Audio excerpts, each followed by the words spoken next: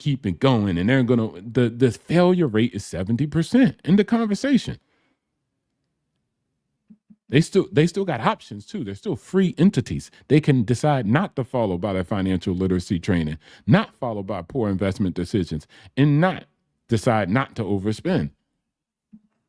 So we just make an assumption. Hey man, they rich. Hey, they got money passed down. And hey, we the Black community, we don't have that. Like, what's that got to do with anything, bro? What's that got to do with the money that's coming in your bank account today, and how are you going to appropriately allocate it? I'm tired of hearing and then, oh man, they didn't got the insurance. Insurance was good back then, but now we got technology, guys. Insurance company don't do nothing but take your money and put it on the stock market anyways and pay you out. So when you die in 30 years, the portfolio of the actual premiums you've been paying, they got more money than that. So it don't matter. They just pay you out. But instead, how about you have your own portfolio? How about you contribute the same amount into the portfolio, right? And build up that. You can borrow against it. You can do all the things that people could do with insurance plans. And insurance plans were dope. They're not necessarily terrible. I'm not saying that. They were a great vehicle at a certain point in time. But at a certain point in time, when you guys can just open up your own brokerage account, be matched in a 401k by your company, set up an IRA account, set up your own individual brokerage account. Old advice talking about we can't do it because we don't come from generational wealth. It's a fabrication. The statistics prove that more people in your situation, from middle class to low class, have a higher probability to get actual wealth.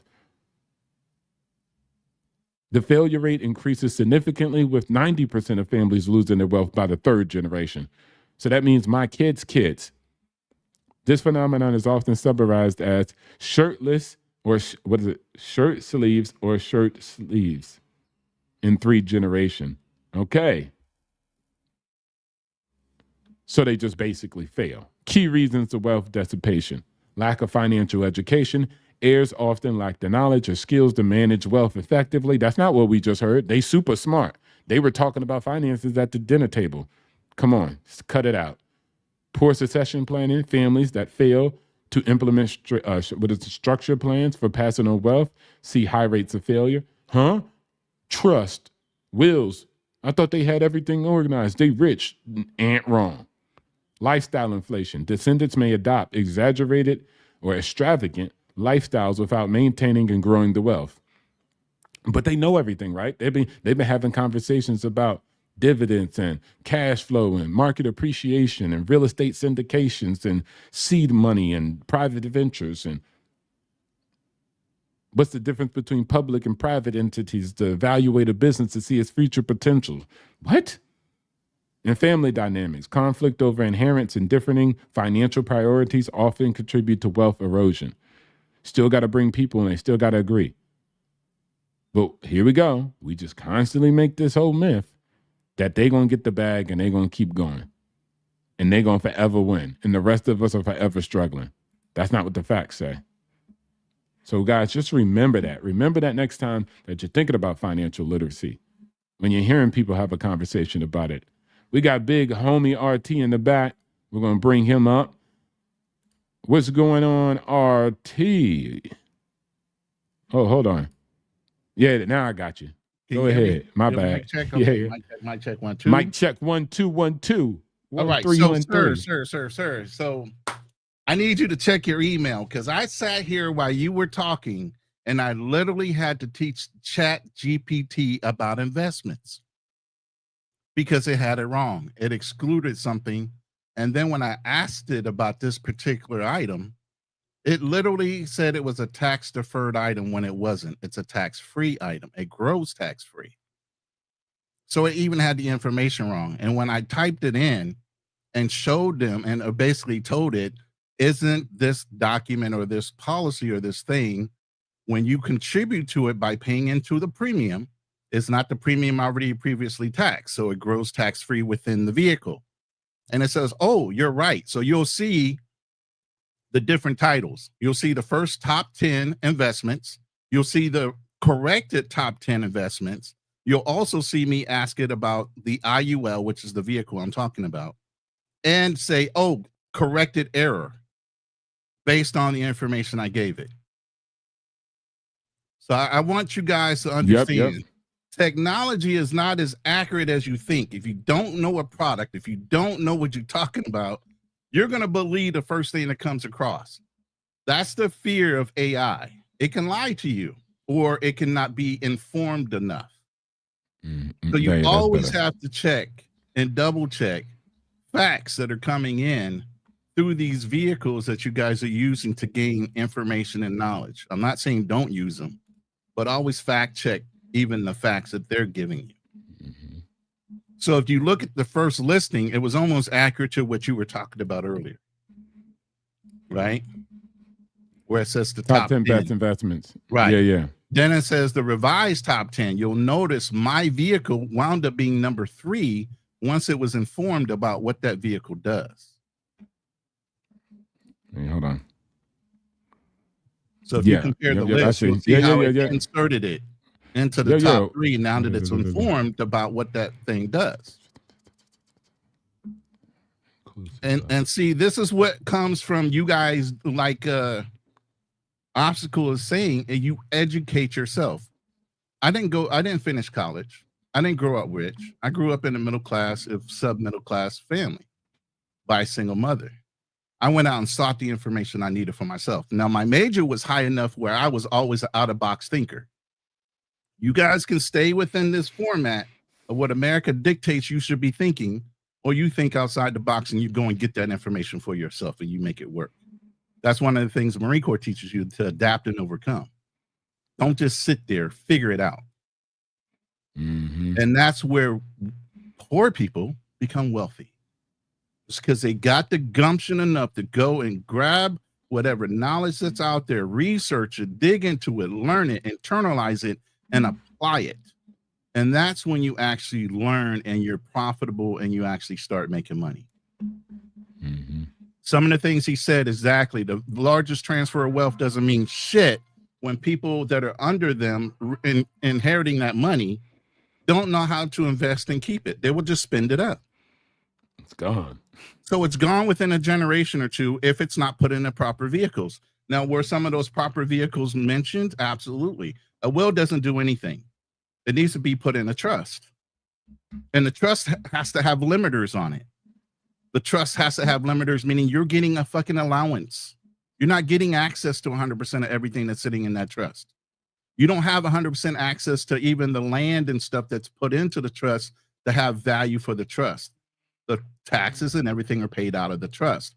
That way you inhibit your generations behind you from fucking up everything you built, because they're not going to appreciate anything. Let me tell you, I come from the life insurance business, the insurance business. I've seen so many families after somebody built their fucking whole asset, all their resources, fight and tear it the fuck up. Okay. It's never going to be the way you left it.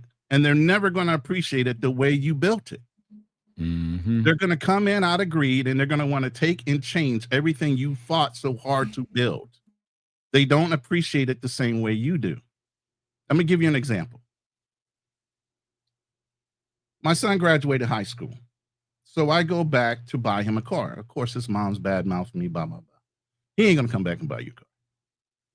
Got back into town right before his graduation. I said, "You ready to go?" So what are you talking about? I said, the day after I got into town, we were going to go car shopping. What do you mean? Bro, I don't lie. I'll tell you we're going to go do something. We're going to go do something. So we go car shopping. And obviously it's his first car. I'm not going to buy him a brand new car. I'm going to buy him a new used car. So we go to a couple used car lots. He wants a Honda Accord. I know they're highly stolen cars. Why would I fucking buy a kid a Honda Accord so it can get stolen? I look at a Lexus. He thinks I'm looking at the car for me. No, I'm looking at the car for him. So I buy the car. I do everything I'm supposed to do as a father. I follow through on my promises and everything I said I was going to do. You know who took the car away from him? The mother. And drove it for herself. So here's the thing. It doesn't matter what your intentions are. They're going to get misused. It doesn't matter how you build your wealth and what your grandiose plans are for your children. Take it from me. My kids are aged 38 and down to 30. 4 sons, 2 grandchildren. They're not going to appreciate everything it took for you to get where you got. And however much you leave them, if you don't set it up for them to be successful, and they're not, like Obstacle said, educated in how to handle money and where and how money works, it's all for naught. All that struggle, all that hard work is going to be gone in a generation. Okay. So he's absolutely right with those facts. But at the same time, you don't have to be born into wealth. You do not have to be born into wealth to be wealthy. There are so many wealthy individuals that started from nothing. I mean, even some very profitable ones. I mean, I don't think Bill Gates came from wealth. I don't think boy that started Amazon came from wealth. No. All these guys that are super uber wealthy were not wealthy individuals. They did not inherit the money. Now, if you're talking about the Rothschilds and everything else, guess what? Small percentage. Those small percentages still have trust. Yeah. It's still not given to them fully to access all their wealth at one point in time. They even know better. And then we talk about the Rothschild, but don't talk about the Vanderbilts. So as there is a success story like the Rothschild, there's many more failure stories of people like the Vanderbilts. And again, self-made wealth is increasing. Over the past few decades, there has been a significant rise in self-made millionaires, driven by technology, globalization, and access to financial markets. Correct. This is what I'm attempting to constantly translate. But we have this story that we make up amongst ourselves because we're thinking about wealth and we're like, well, you know what? It's harder for us and they have it easier because their families like this. And look, the stats are the stats and the reality is the reality. Those people have it and they lose it. That's the facts. You could speculate, investigate why, but the individuals who don't have it end up gaining it. And so if that's the case and you're the one sitting saying, look, I don't have it, you have a higher probability of not even, like I said, we don't even have to go to millionaire status, right? We can just go to financial being secure, right? And so we could target that first as where we're attempting to go. We don't have to be all extravagant with it. But I just want people to truly realize the American dream is not dead because this costs more, that costs more. There's more access and opportunities in the data, in the facts for you guys to go out there and pursue it. But I can't get you guys kind of at least excited and give you that desire. Like RT just said, you got to go find it yourself. But if everybody else is telling you it's dead and gone, it's in the past, it's not here anymore, it's failed, it's crashing, it's burning, then at the end of the day, I don't know. Go ahead. The big thing is it's got to be sexy. Everything's got to be sexy nowadays, for you to keep your interest any longer than 5 seconds. Because it's an instant access, instant gratitude type of society now. If it ain't super sexy and entertaining to you, y'all can't focus for more than 8 seconds at a time. But everything we're telling you is factual in order for you to gain wealth. And you would think everybody's looking for what? They're looking for independent wealth. But when you talk about these things, the room starts to empty. You know what I mean? Yeah. I sat here and literally taught an AI something it did not know and had the facts wrong about. Literally sat here and something I pay for. I pay for ChatGPT, the pro version. And I had to upgrade its own knowledge. I said, nope, you had the facts wrong. This is what and told it. And it went back and researched that you're absolutely correct. Let me correct my data.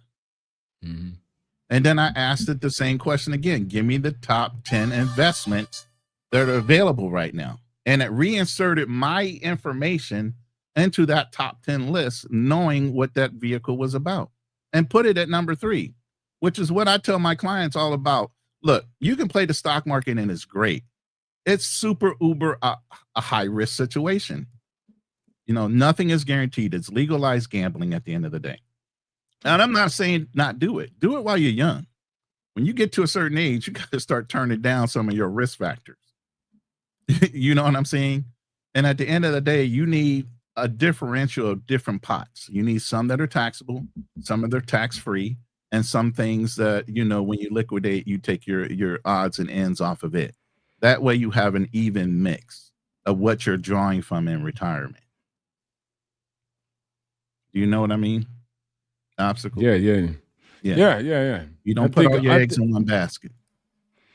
Yeah, I think everybody's portfolio is up to them, whether it's insurance, whether it's stocks, whether it's bonds, whether it's mutual funds, ETFs, real estate. Right. I think those right there, guys, just figure it out on your own because everybody's different with their own approach. But I think you guys don't do none of that. So this is why I don't often have conversations about which asset performing the best, because it's like Americans are doing nothing. Like they're buying cars. They're putting themselves in debt for educational problems. They're spending a lot. And so that's their biggest problem. Shout outs to Dave Ramsey. That's why he's so important. It's because it's just most Americans' financial illiteracy. And also their problem is their budgeting. So when somebody has a conversation about this investment, I'm like, do whatever. I don't care if you say you bought a bond. Even though this could perform better, I don't care. You investing your money is better than what you were doing before, which was not even saving. Americans don't even have $1,000 saved up. So again, whether it was before inflation started kicking our ass or after inflation, you guys never had $1,000 saved up. So why are you talking about inflation? It doesn't matter. You never were saving in the first place. You were always in the negatives. So this is what I'm saying. And then we say the American dream's failing, America's fading fast. And it's not, guys, it's just you failing. Once you realize it's just a you problem and you can fix it, you'll start realizing the American dream for its greatness. And it's easy to fix. All you have to do is put in the time and a little bit of effort on researching one vehicle at a time, one type of investment at a time, and know it for yourself. Don't guess at it, know it. Yeah. A lot of people, like you're hearing the information here on this panel, a lot of them have some limited information, but it's not 100% accurate. Yep. Let's see what they're talking about. Oh, let me ask you this. Do you, you're in Colombia. A lot of people say in these other countries like Brazil, Colombia, Kenya, just about everywhere else outside of Europe, that the wealth gap is extremely large. Do you think that the United States is going headed in the same direction, and how far away is it from that? Disappear from social media and do this instead.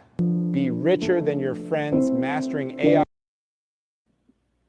I think we're already there. I mean, you look at the income of Elon Musk, or the name escapes me, Amazon, the president or CEO of Amazon, Jeff Bezos. You know, I mean, their income is incredible.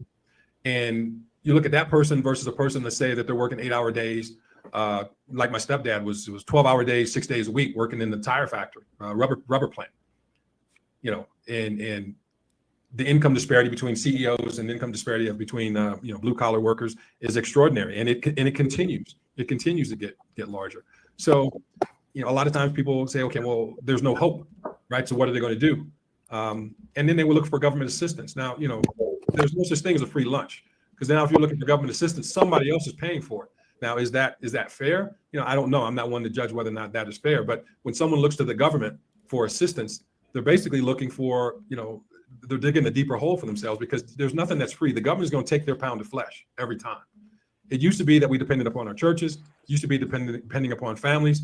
As Fearless said, we've gone to a two-family structure to a single-family structure. But even before the two-family, we would have an extended family. We'd have grandparents living in a home with us. But that seems to have all gone by the wayside with this. I think it was actually since the 60s, after the 60s, the 70s, we started moving away from that. So how do you feel that? All right. So we'll just hold right there and talk about that specifically. Go ahead, RT. You can start it off. No, go ahead. I want to hear your input on what he's saying.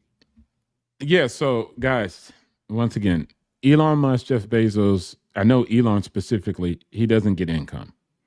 So we have to be very specific about what happens in his estate in order to be able to determine what's going on. You know, at the same time that Elon Musk amasses a wealth of $400 billion currently, this is all in equity, and it's valuable in his stocks, not cash sitting somewhere. He only gets paid $37,000 annually by Tesla, only because it was illegal in California to pay him otherwise. He didn't want no money. He just That's wanted to get paid crazy off work of his right there. merit. So they were like, all right, we're going to pay you $37,000. But his whole entire package, his pay plan, was based on him buying stocks in his own company at a predetermined lowered range price 5 years later, only if he met the obligation of increasing value for shareholders and also reaching milestones as far as production capability of the company. So it was the first time a CEO had ever had that type of thing where I get paid no money. I mean, besides $30,000 a year, if I don't achieve these goals for the whole company, the employees, and the shareholders. Let me further say this. When you're not knowledgeable about how the whole system works, you don't really acknowledge when you say shareholders, you're like, oh, rich idiots. No, this is teachers' money. This is pension funds. These are fighters' money. Their money is entangled in the market in some shape, form, or fashion, whether it's managed by their own director or a private equity firm. A lot of the money that's in the market represents the people's money in the hands of, like I said, pensions and retirements and 401ks and etc. So here we go. He added over 750 billion value to a company, right? And out of that, he's only going to get paid around 55 billion. And he's not paid it again. He is buying stocks with his own money back at a lower price. And that is now currently valued at 55 billion. So again, we look That's at things crazy and say, work. oh, he gets paid this and he gets paid that. And the average you can never compare. And this is where we're supposed to be men. And we're supposed to be logical and reasonable. Why would you ever compare a man who works 8 hours, even hard as he may, as a multi-billionaire like Elon Musk, which created 6 companies and a value over $2 trillion across the board, and he only gets 4 hours of sleep on a daily basis? That's the wrong person to compare anybody with. Jeff Bezos, maybe a little bit better, right? So at the end of the day, we have to look at the game is called capitalism. And how are we involved in that game? And how are we involved in that commerce? And I think if you do that, guys, solve it for yourself. Let me finalize this. Don't worry about everything else. Worry about yourself and how you're using your money. I don't know if you can bring families back. I don't know if you can think you can pass on generation wealth, which still tends to have 70% failure rate, but you're going to fix it. All I know is what you can do is open up a brokerage account today, whether it be on Robinhood, Cash App, Fidelity, or Charles Schwab, and get started on your own financial road. That's it. That's all I do now. And you could create a better budget for yourself, follow the Dave Ramsey program if you're in debt, and get better budgeting and start making the right choices for yourself. I don't know how you could save the entire United States of America. I know how you could save yourself, though, by making Americans great again. You have to make yourself great again. And I think that's real workable and possible just by doing it, guys. Stop listening to these stories and just start making it happen. You got it, RT? I mean, I just went back and I have a memory issue because of what I'm dealing with. I had to go back and look at some of these names of these billionaires, man. And the list, while quite impressive, these guys are not somebody that you would see that are flash in the pants kind of extravagant dressers or anything like that. They dress like normal people. They drive regular cars. The millionaires I've ever dealt with were not flashy guys. They weren't driving Lamborghinis. They weren't doing any of those things, and they were multimillionaires, you know, and I learned from them that it's not about what you're wearing. It's about what your net worth is and how much you're keeping and how much you're investing for your family's future, and building those resources has nothing to do with the whole peacock and bullshit that our community deals with when it comes to wealth. And that's why we have such a hard time doing it. We're trying to impress everybody like we're living with the Joneses, or trying to keep up with the next person, instead of actually applying the money and the income into our future investments into our children. You know, I'm looking at Jeff Bezos, Elon Musk, Bill Gates, Steve Jobs, Sam Walton, Howard Hughes. Now, it's interesting that you were talking about Elon Musk doesn't collect a check, but maybe about 30 to 40,000. It's an interesting story I know about Howard Hughes. Howard Hughes was the guy that started working the tax code hard. He's the one that came up with supplemental companies, 2 parent companies, which they used to call them holding companies. He would indebt every one of his major companies to a holding company. And any of the equipment, there was a sub company that owned each one of the equipment departments that was within that holding company. So if he was to go bankrupt today, he could literally close up shop, change his business name, open back up, and put everything back into that new business without even taking a hit.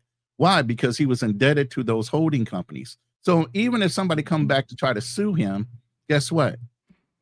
Those holding companies owned everything within the company. He didn't own them outright. They have nothing to come and get.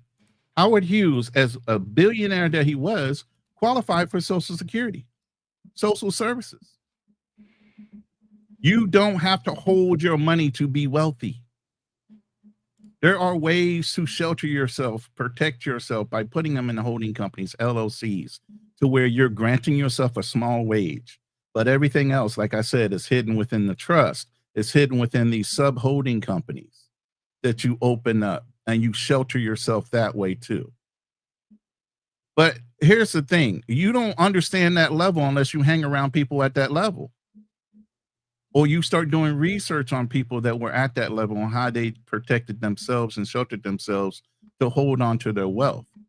Warren Buffett comes out and says this thing all the time. You know, you can own your own company, or you can allow somebody to pay you a salary. The salary is a bribe to get you from your own goals and dreams to help somebody else build their own goals and dreams for themselves and their family's wealth. So every salary you take, and I've said this on several other panels, somebody has already evaluated, oh, I'm going to make, $200,000 this year. Oh, that's great. How much do you think the company is actually making off of you if they're willing to pay you $200,000? They are leveraging your own information, your own knowledge, your own self-worth.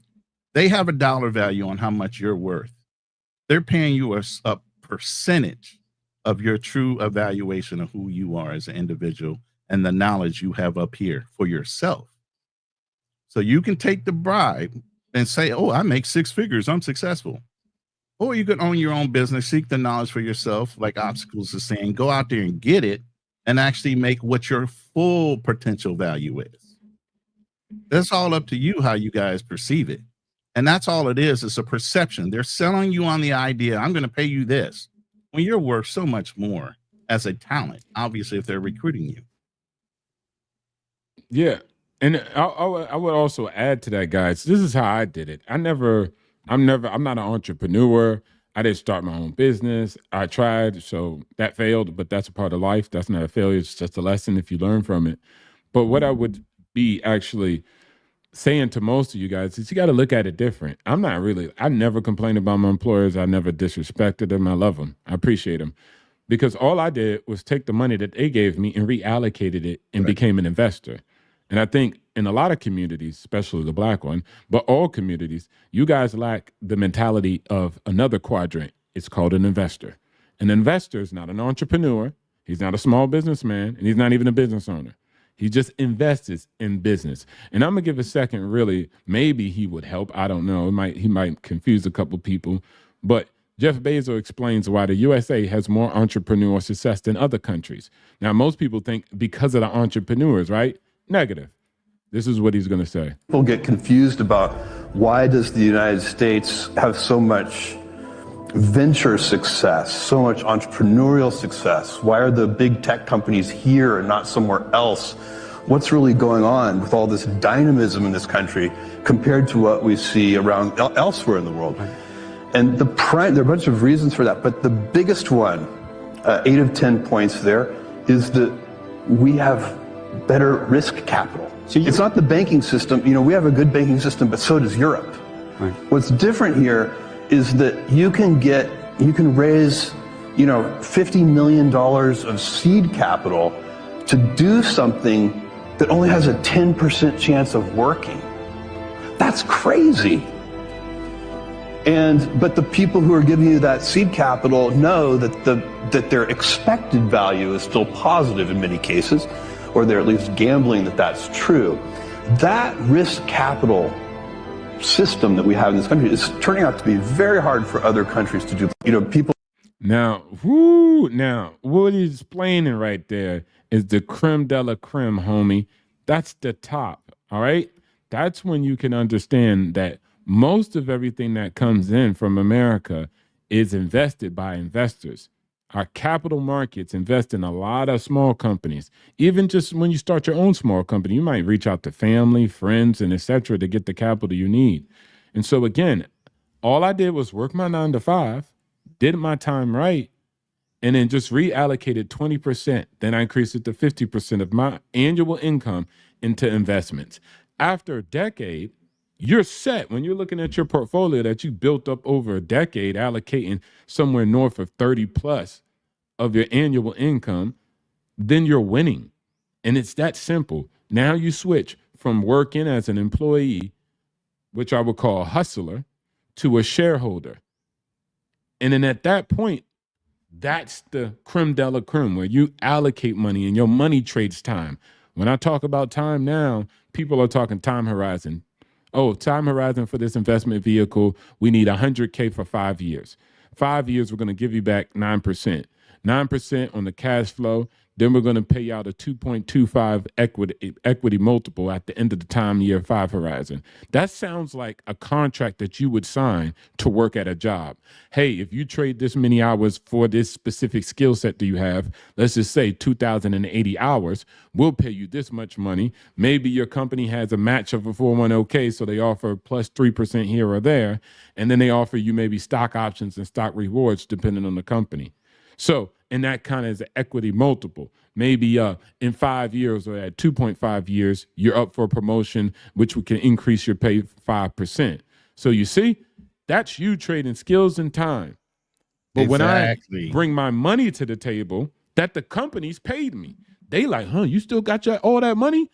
Yes, I do. Mm-hmm. And then I take all that money and I say, hey, look, what can I get out in the marketplace for this? And then somewhere from real estate syndicators, developers, creditors, banks, everybody wants that capital because they want to have some type of investment vehicle. Some people are running around here. Y'all hear this on the internet. OPM. I'm going to use other people's money. I'm one of those people. Come to me. Use my money because I'm going to use your life, your one life, and your only time that you got. I'm going to leverage all the connections you ever had, all the relationships you built, all the property you've been scanning for over the years, and I'm going to leverage my capital, my portfolio, and then make you go run it for your time and make you go run the play. I'm not legally liable for anything. I'm first to collect if there's a problem to default. I usually do on secured assets only, so there's some collectibles. But at the end of the day, you do the work and I buy ownership of everything. And so again, the investor mindset, the capital, the game is called capitalism. And all you got to do is not say, oh man, the company got me trapped. No, they're paying you money. You have to be wise with it. And if you're wise with it, then you could free yourself. Shoot, in some of these companies, they're paying you stock options and stock rewards. I talked to a guy who was working at Walmart and Amazon. I was like, bro, what happened to all the stock options? Oh man, yeah, I sold them. I did have a little bit here. It's like, bro, what? Bro. You get that was free money. Free money. He got matched on 401k. He had stock options, which is one thing. You could purchase those with your capital from your salary. And it's usually at a reduced rate than the market. Reduced rate in the market for like 3 months. So if he was working for Tesla, you could be like, the Tesla stock was 200, though it's 460 now. You could go buy a bunch of shares in the past at 200. Like, and that's sometimes if you got in early enough, the stock was locked in at $73 and it might have been valued at $4. You would be an idiot not to buy it at $75 when it's locked in at $4. Crazy. And this is what companies are doing now. And so when I see like people get mad about unions and stuff, it's like, hey guys, if companies are offering stock options or stock rewards, bro, that's basically what you normies complain about. Like you work somewhere and you don't own nothing. Well, in that case, you own the company. You own parts of it and it's real. And so net, you got to start focusing again on assets, not so much income. I had this video called The Problem is Not Wage Stagnation, but Asset Stagnation. Assets build wealth. Wages just can help you out. But you could be at Subway and we can show you how to get this money. I think I had a video with a janitor who was dying out here with $1 million plus. And he was a janitor working his whole life. He didn't do nothing cool. He just bought stocks. He just reallocated the money they paid for him for being a janitor and died extremely wealthy. So again, that's the power of investing. Let's see. Well, hold on. Let me get this chat real quick. So shout outs to the people in the chat gang all day. All right. So Season Swag says, in free capitalist society built on classism, go with the flow or find your lane. Shout outs to RT. He said, hit that like button. Like, you could be anywhere in the world. You're here with us. So shout outs to RT for being here. Bert Ross. Good evening, everyone. Everybody's in the chats. Bert Ross is here. Big facts. And then they're saying their greetings in the chat. Bert Ross says, exactly. It's not the American dream. Followed by Mad Villainy. Okay, Mad Villainy. And the real question is, do you even know you need multiple retirement vehicles? I hope folks do. So do I, bro. Dan says Musk and Hedges both pledge with health ailments. Oh, plagued with health ailments, becoming number one cost at some. Comes at a cost. I mean, even the presidency. The presidency ages you so much because there's so much pressure on you when you're working that long. That's why I always ask. I ask millionaires all the time, "What's your number?" There's movies where they say you got a fuck you number. That fuck you number is when you just quit doing anything and you just want to relax and you just have so much money you could just tell people fuck you. A lot of wealthy guys will not ever have a number because they get to a point where they're relaxed, and some people do have a number. You got to pick out what your number is. And once you hit it, you need to turn that shit down. Because there's a lot of stress and pressure, and it will aid you trying to hit whatever goal you have. If you have no goal, that's the craziest thing. You got to have a plan for your life. You have to have a plan for where you want to be and 5, 10, 15-year markers, and then keep on redoing those after you hit those markers.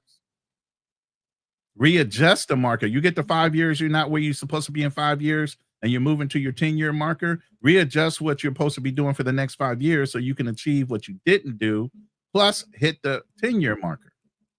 Are you going back and reevaluating what you're doing to your life to get to the point where you want to be by the time you get your retirement? Or are you running around in the hamster wheel, just doing what you can do just to earn an income? That's what they're betting on that you're going to do. I'm 57. I'm retired. Obstacles is younger than me. He's semi-retired. I'm semi-retired. I'm sure he's semi-retired too. We're always looking for angles, though. We're always looking for investments. We're always looking for that next great income stream. You know what I mean? But there's no pressure on me. Mm-hmm. I don't clock in, clock out like you guys do. I don't. Facts. And Dan says, ain't Musk on horse tranquilizer? I don't know, guys. I don't kind of feed to that stuff. Shout out to 2004, multiple retirement, and then military and civilian. Salute. Correct. Salute. That's a perfect that's a perfect storm right there if you can get that done. In facts. Tap in says, obstacles, opportunity. Glad to see you are still going strong with the absolute best strategy to success. This is Titus. Titus B in the building. What's going on, Titus? It's been a minute. My brother. So we're going to get this video, let it play a little bit more, and then I got something to read because we need to get off y'all misconceptions. So here we go. Not you, RT. All right, let's go. That income inequality impacts social mobility in the United States. Oh, easily. On all aspects. Let's say networking. When I was in high school, I got a chance to go to a private school. The white people network entirely different, man. You know, when those guys do co-ops or something, they doing it with a judge. They doing it with somebody powerful. They put them in positions that let them go. We're not doing the networking. The social mobility, where you live at. When I grew up and I didn't have any money, it was food deserts. Everything was potato chips and snacks. Your health was bad. I didn't have walking trails or parks or anything like that. The neighborhood you lived in, you grew up with PSTD because everybody was getting hurt or something. You grew up with all this stress, man. You had no economic stability. And then what people don't understand is the politics of it. Poor people don't vote. So they don't care about you. The politics care about the people who vote. So that middle class and the rich, that's why all the laws get toward them. They trick you into believing that they're making laws for people who are less fortunate, but they're not. All that social mobility gets cut off at the knees. So I know, Austin, you're looking at it from, I got away, but I just want you to do this. You went to high school. How many of your people that graduated with you are doing anything remotely what you're doing? Oh man, they always hit me with that Avro. Hi there. Not one that I know of. Exactly. So you are an anomaly. So we can talk about the things that get to where you're at, but we also need to talk about the people who aren't even there, who aren't even doing the necessary things to get there. That's the issue. That's the problem. That the generation that is not taking the path that you took and are trying to find easy way out and not getting anywhere. And they have the world in front of them as an oyster and not using it. Okay, so we I would agree. We have the first super chat from Andre Love crossing board. He says receipts matter, support black male media, great topic. 89% of those getting Social Security need an extra $585 monthly to live the life they afforded in 1991. Most Americans will die broke and have no life insurance. Thank you for the 40,000 Colombian pesos. And he also says preach, taught him fearless, preach. Thank you very much for the super chat. Yes, they are on it tonight. So I want to make a point about when we talk about economics. Okay. Economics is really the study of choices. A lot of times people put money, dollars and cents. That's finance. That's not economics. Mm-hmm. Economics are the choices that we make, right? We make economic choices every single day, right? And that's, again, talking about choices. I agree with what Fearless said. You know, all men and women are born equal until they leave the hospital. Then we ain't equal. Yeah. Why? Because we go to different environments. And the environments that we go to differ because our parents and grandparents made different choices. Exactly. So all behavior that we have becomes learned, even the language of victimization. And so when victimization becomes a learned behavior, we now have a closed mindset and we can't think of how to find opportunities to escape whatever situation that we're in. So it becomes very, very important that we read, we create a network where other individuals, if they're doing something that we've never thought of, that we say, hey, wait a minute, how did you do that, right? Because that's just as Fearless said, certain communities network differently. I've never met anybody that failed going to Harvard. I've never met anybody that flunked out of any Ivy League school. And I've met a lot of them that can't think their way out of a paper bag. But if you look at the positions that they have positions of power. Correct. And that allows them to, number one, have a more of a extended mindset. And it also allows them to have different opportunities. One of the things that has leveled the playing field is technology. Yep. But the technological divide in certain communities is immense. So one way that we can overcome our shortcomings when it comes to finances is to change the choices, change the economics, the way we think and the way we talk. And that becomes very, very important, especially if we're talking about, again, the American dream. The American dream still exists, but the door or the window is closing those opportunities for those to enter and actually have that as Fearless said, that white picket fence, the nice neighborhood, the Elysium, so to speak. And that's what we're talking about when we talk about the American dream, is the Elysium, that now they live in different areas where those less than cannot reach. And that becomes a very different thing. I mean, housing prices in Texas is a $600,000 home. That pushes some people out of the market that they can't move there. They'd like to, but they just can't. So you, Fearless, you spoke about. All right. So what do you think so far, T? I mean, they're making some valid points, but at the same time, I still can't go along with everything that Fearless is saying. Just because you were born in a poor neighborhood doesn't mean your mind has to stay poor. You can rise above your station. You have to, like I said, you have to take the initiative. There's a phrase that says, if you fail to plan, you're planning to fail. If you want to get out your situation, minus what the hood tells you you're supposed to do, which is sell drugs, be good at sports or whatnot, then you have to develop a plan. How are you going to execute the plan if you don't have a plan to execute?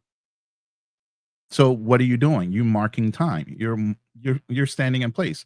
So many times, I would say obstacles, you would be in the same situation. You went off to the Marine Corps. We traveled the world, and it was like the world was moving at a fast pace. We were doing things every day, different missions, different things that were going on. different places we've seen, different countries. We go back. What were the dudes in the neighborhood doing? The same old shit. They were marking time. They were damn near sitting in the same goddamn place. This is what I'm talking about. So at the end of the day, if you don't want to change your station in life, you're going to sit there and you're not going to do a damn thing besides continue to complain, continue to do that same old menial work while you're gaining and working on somebody else's dream instead of working on your own dreams, your own goals. You're working on somebody else's goal for a fucking portion of what your real worth is. You know, like I talked about earlier, you know, you guys can keep staying in that mode, or you can wake the fuck up, come outside the box that you were taught to be in, and do some things for yourself. Gain the knowledge you need to gain. Increase your wealth by investing in yourself and information and a business for yourself, whatever side hustle. Invest in the vehicles that you need to invest in. You should have multiple income streams. And that not mean go out and work yourself to fucking death working 7 jobs. I always had this phrase, work smart, not hard. And it took to me when I heard it for the first time. I always work smarter. I've been in sales all my life. You know what? You remember they used to make a cold call when you did some kind of sales job or whatever? Guess what I did? I hired somebody to do all my sales calls for me. You know why? Because I was a better closer. I didn't like having to hear no to find that yes. I taught the person how to make phone calls for a certain hourly fee, because guess what? I knew when I closed the deal, I was worth $5,000 to $2,000 a fucking hour. I think I can pay somebody $10 an hour to make fucking phone calls for me if I'm making $5,000 to $2,000 on a close. So as long as they're making phone calls, getting my appointment set up, and I'm closing a deal every hour, how much did I make that day, and how much did that person make to make my fucking phone calls for me? Do you get what I'm saying to you? Don't be the guy making the phone calls. Be the fucking closer. Yeah. And let me show you guys this real quick. He's never made more than $12 an hour. Never earned more than $20,000 a year. How you doing? So how could he know something about corporate profits? I had to pry. So Earl, what's your net worth? $500,000. $500,000. Yeah. From working here. Working here. That's amazing. Over $500,000 net worth on a parking lot wage. Now Mr. Earl had my full attention. How did he do it? Stop working so hard and let the money work for you. He started investing $25 each month into a mutual fund and did that consistently for 15 years. By the late 70s, his net worth was $25,000. He bought stock in blue chips like IBM and Coca-Cola that paid dividends, and instead of taking the dividends and pocketing it, let it set or let it reinvest itself, and it increased my shares. And the more shares I had, the more dividend I had. Eventually, the more money I have down the road. He's never made more than $12 an hour. Never made more than $12 an hour. Still making moves, still making stuff happen. And it's more doable. Like, God dang, I don't even know if he had a cell phone. But net in comparison to what people have access to today, right? The opportunity is there. But guys, I'm telling you, I'm not saying anything that these gentlemen were saying were inaccurate, and maybe some things I wouldn't agree with, but that's not the conversation. I don't even care to have that conversation. You know why? Because you can open up a goddamn application today and start sending $5. There's no need to have the conversation about who was born where, who went to Fresh Prince of Bel-Air, and then you got beat up in your neighborhood, then you went to go stay at your auntie's house, like, and you had a friend named Jazz. It don't matter. Jazz, not Jazz. Jazzy Jeff. So, like, bro, put $5 today and start your account and start messing with the application. Start learning it. A lot of things school didn't teach you, but you figured it out. So this is the same thing with financial literacy. The title I wrote, it was called What You Know For Sure Can Block Financial Freedom, The Hidden Cost of Misconceptions. Mark Twain's timeless words is, it ain't what you know, it ain't what you don't know that gets you into trouble. It's what you know for sure that just ain't so. So let me say that one more time. It ain't what you don't know that gets you into trouble. It's what you know for sure that just ain't so. It reveals a harsh truth, especially when it comes to finances. Some of the most widely accepted beliefs about money are rooted in myths, not facts.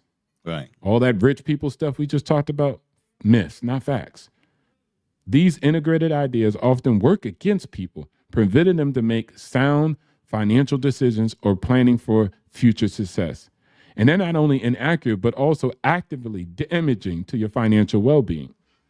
And when common beliefs like the rich get richer while the poor get poorer, or the system is designed to keep the middle class and lower class down, become accepted truths, they create an invisible ceiling of financial growth.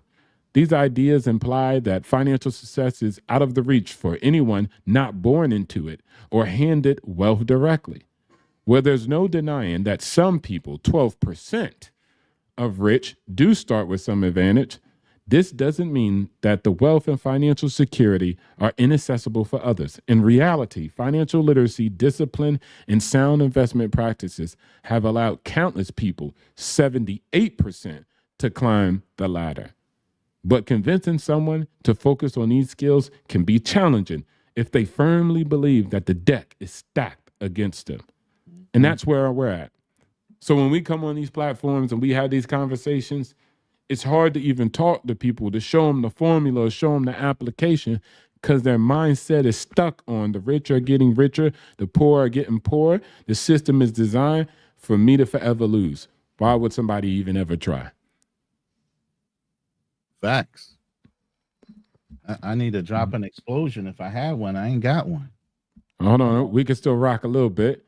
Then there's the long-standing sentiment that money is the root of all evil. This idea suggests that wealth is inherently corrupting and the rich people must have engaged in shady practices to get where they are. The assumption that people with money are bad or selfish drives an emotional wedge between individuals and the tools of financial growth. People may end up rejecting the notion of wealth accumulation altogether, believing that the pursuit of financial security is tainted. This mindset stifles ambition and turns wealth building into moral quandary instead of personal growth. The notion that wealth was just handed to the rich can also become a self-imposed barrier. And while some wealthy individuals did inherit money, 12% a minority, many others built their success from the ground up, hard work, savings, and investments. That's 78%, the majority of people. Now, thinking that I can't do it because they don't want us to win is a persuasive mentality that paints wealth as something controlled by others. This belief system acts like quicksand, pulling people into a mindset of helplessness and victimhood. But financial literacy and sound money management are empowering tools, one that anyone can access with effort and discipline. The idea, like economy, the economy is doomed. The market makes no sense. Everything's too expensive. Further blocks individuals from considering growth opportunities. Yes, we live in one of the best economic climates in all of human history. But instead of learning about investments or discovering how markets work, many people cling to the notion that the entire system is rigged or broken. This mindset undermines any potential for taking steps towards a stable future because, after all, why invest time in something you believe is already hopeless? For many people in the middle class and lower classes, financial growth becomes unattainable not because of the actual economy, but because of a deeply held beliefs that distort their view of money. Trying to educate people about math, investing, and saving becomes nearly impossible if they're already convinced that the system does not want them to win or that capitalism is just a form of enslavement. They are fighting against their own progress with beliefs that reinforce stagnation. Mental stagnation. Now let's finish out these two last paragraphs. To break out of these harmful patterns, thought patterns, it's essential to take a clear-eyed look at financial literacy and investing. Wealth is not the result of some secret formula available only to your elite few. It is often a product of habits, discipline, and knowledge, all of which can be learned and applied. Becoming financially secure is within reach when people are willing to question what they know for sure and open themselves up to a more constructive perspective on wealth. Believing that the markets are incomprehensible and that the rich want others to fail, or that financial success is the only possible for a few, robs people of a critical opportunity, the chance to build a stable future on their own terms. By letting go of these myths and replacing them with a genuine understanding of finance, saving, and investing, people can realize that wealth building is not a scheme to keep them down, but rather a means to lift themselves up. What are you going to do?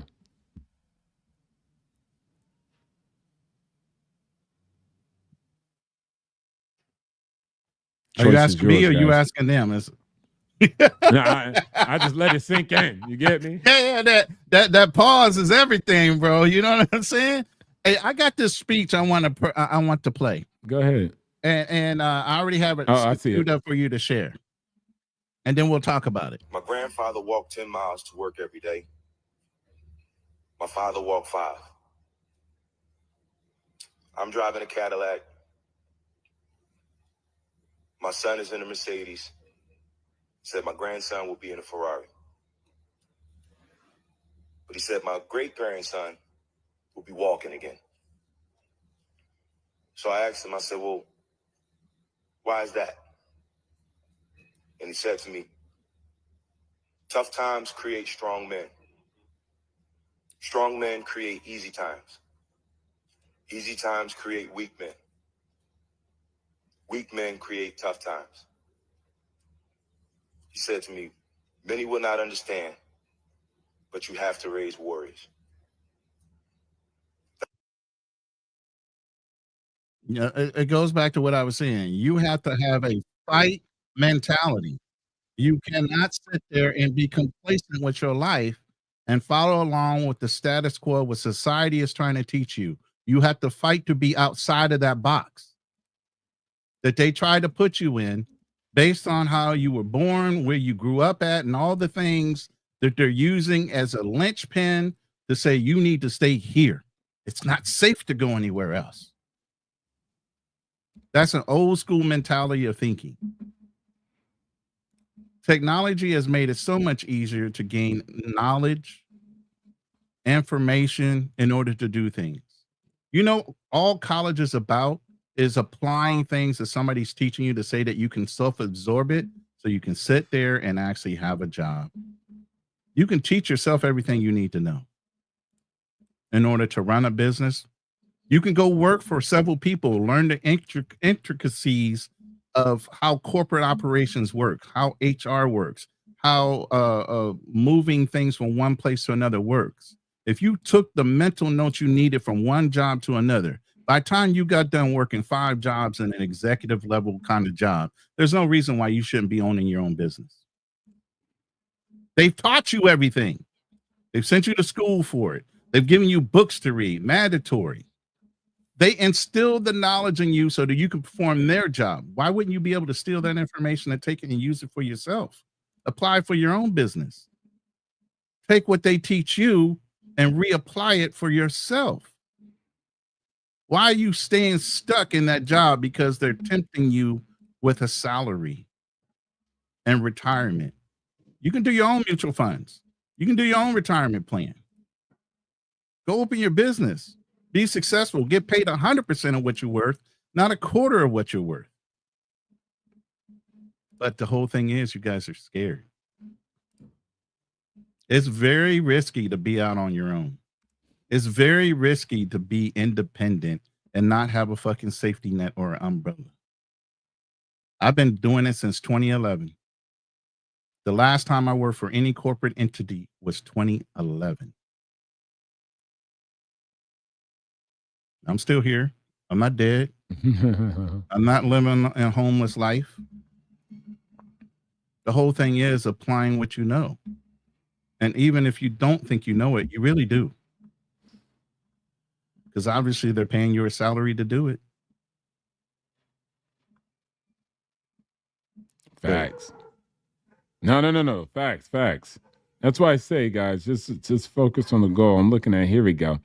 Always got the information. So here we go. We're just going to do this.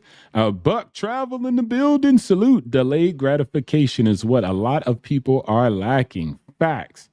Shout outs to Jules. He says, what up, fellas? What up? What up? What up? He said, exactly. But you could do it even with a penny stock. Shout outs to you. Fearless is on there. He says, houses for the average person are out of reach. Got you. See, guys, man, I always talk about this, man. Like, that's why I say, man, this real estate game. First of all, guys, we always compare. I always say when we talk about real estate, you got to compare it to the real world. So when I say this happened in this country and people be like, why are you talking about other countries? Because it's on the planet, all right? Any other thing you're suggesting is just in your mind. That's the only place where real estate should be cheaper. It only exists in your mind, not in the real world. So when we go to it, I've done videos about this, but house affordability, the opportunity is there. Like, let's say you're living in San Francisco right now. Here's a home for about $200, entry-level house. It's going to cost you about $1,661, $761. Also, when you go down here in Zillow, and because Zillow is so freaking amazing now, you can go down here, get pre-qualification, talk to your lender, set up everything, get a virtual view. There's actually programs, $55,000 towards a down payment, depending on your stats. If you're making around $40,000, but if you're making too much money, this is where I show you guys that even if I make a bunch of money, the program's not available for me. So if I'm making $200,000, right, and I go to submit, I got less programs offered to me. But for somebody else, you're good. You just go in here, click, put it in, how much you earn a year, active duty, and then they show you the programs and they give you $55,000 for your first home. This is not a bad entry-level home, right? Now somebody's like, oh, it's out there. It's not in San Francisco. Yeah, what do you have to do? Just like my grandma had to do. You had to what? Commute. That's all you have to do. An hour on public transportation and then 26 minutes with a car. Shoot, if you're really trying to save money, take yourself and get in that public transportation and go an hour back and forth to your house. You get a cheaper house. You can't find that cheaper house in San Francisco. So you have to make it. If you're entry level, then you have to basically, let's say you get an entry level home too if you just got an entry level job. Then when you move up in management and you saved and invest wisely during that time where you were working entry level up to mid-level job, right? Then you could sell if you have equity in your own house and buy a new house that's mid-level now. Right? And then you acquire the mid-level house. And anyways, under $250,000 of equity, that's all free. That's tax-free right there. So the government's looking out for you that on too. You had $55,000 for the down payment, whether you got FHA or conventional, never mind you. It's your opportunity and your choice. But some of you guys don't even have to put money down. So Camilla Harris talking about the $25,000 for homeownership. There's already programs that exist. I'm not saying that's good or bad, what she was doing, but I'm just saying there's programs that exist and are connected to Zillow. Back in like 4 or 5 years ago, I used to have to go search for that just on an individual Google search, right? So when you're looking at it, just like this, the average house in Dallas costs $410K because of development. Real estate always increased. That's a strong economic hub. You'll have to go outside of Dallas and you have to commute. You ever heard of DMV? That's what we did. Then the DMV, DC is expensive unless you want to stay on the east side of the river. So most people don't. So they go to Maryland and they go to Virginia and make the commute to get a more affordable house. What else can you do? Reduce the value of homes and take equity away from Americans, which is their only access to net worth? So it doesn't make any sense. You want to be like Japan, where properties don't value and increase in value, but decrease in value over the span of 30 years? So nobody will have any net worth at the end of the day when it comes down to house equity. They'll be house poor. So again, our market makes massive amounts of sense. And then, of course, the increase of the property in Dallas. Are we talking about what job opportunities are there? What developments have happened in the city? So all these factors equate value to real estate, right? And then that's how real estate become more expensive. You want a cheap house? Go to Detroit. Go to Detroit. Thanks. Everybody in America who say homes are affordable, take yourself to Detroit, right? All homes just increase. It don't make sense. Go to Detroit and you'll find that property is like $1.50. And I'm over exaggerating, but it's like $5K. And that's because the economic opportunity is out of that country. So it's not only real estate just because it's at a location. The location has to have economic opportunities and means. What happens when a big coal company leaves the town? it kills the whole town, right? A big employer leaves the whole town. It kills not only small businesses, but the value of properties and homes. I think some people forget they baby step themselves into situations. You didn't start off in a $400,000 home. You started off something smaller and you built up to that. You started in a lower paying job and you built up either through promotion, re-education, whatever it took in order for you to earn the higher income so you can buy that bigger house that's evaluated at $400,000, but you had to start somewhere. The point is, we can't go from 0 to 100 without taking that first baby step. First baby step. And a lot of guys haven't even attempted to do the first fucking baby step. They want to go to 100. They want to jump right to the end before they do any of the fucking hard work it takes to get to the end. And that's the thing that it immobilizes a lot of people when they want to jump to the end when they haven't even begun to do the proper necessary planning and execution. College graduates are in debt. College graduates should not be trying to buy a house. They're in debt. How are you going to buy a house in debt? How are you going to qualify for a house in debt? Some college people I know a woman, let me put it this way. I'm going to tell you another story. One of the things that helped me break out of my PTSD cycle, I had a buddy of mine, he was Air Force. He used to sell real estate. And while he was closing a deal, there's always somebody with the person that he was closing. So he would always say, hey, find five things about that person while I'm closing a deal with the guy that's actually signing the contract. I just happened to be sitting with a lady, and so I asked her what she did. She goes, oh, I'm a instructor at a dental school. I said, well, you don't sound too proud of that. She goes, I don't know what. I said, well, if you're an instructor, doesn't that make you, don't you have your doctorate in dentistry? In order to instruct, don't you have to know about dentistry? She goes, yeah, I do have my doctorate in dentistry. That's nothing to brag about. So why? Well, my husband, he's a CFO of a company and he makes well over $300,000 a year. He's not in debt, any kind of student loans or whatever. He got right into the business and he's very successful. Which, think about it, this doctor married a non-graduate at college that was actually more successful because of his job. But she is unhappy because she's $250,000 in debt to get that doctorate and doesn't really feel prideful about having a doctorate at all because of the debt that it incurred for her to get it. So sometimes that college degree is not necessarily the end all to be all to get you where you need to be. A lot of y'all need to stop that shit. Okay. I'm glad you had the time to get your degree. There's a lot of people in life that did not. I dropped out of college. I made mistakes. You know what I'm saying? My high school sweetheart got pregnant. I had a full ride scholarship. I should have been an architect. Did that stop my brain from fucking working? No. Could I quite capably have went back and got my architectural degree? Absolutely. By then, life had happened. I had 4 kids by then. Second marriage. Why the fuck? I ain't got time to go back to school. I had to make it happen the way it happens. Life is not always planned. It's what you do with it that makes you either successful or not.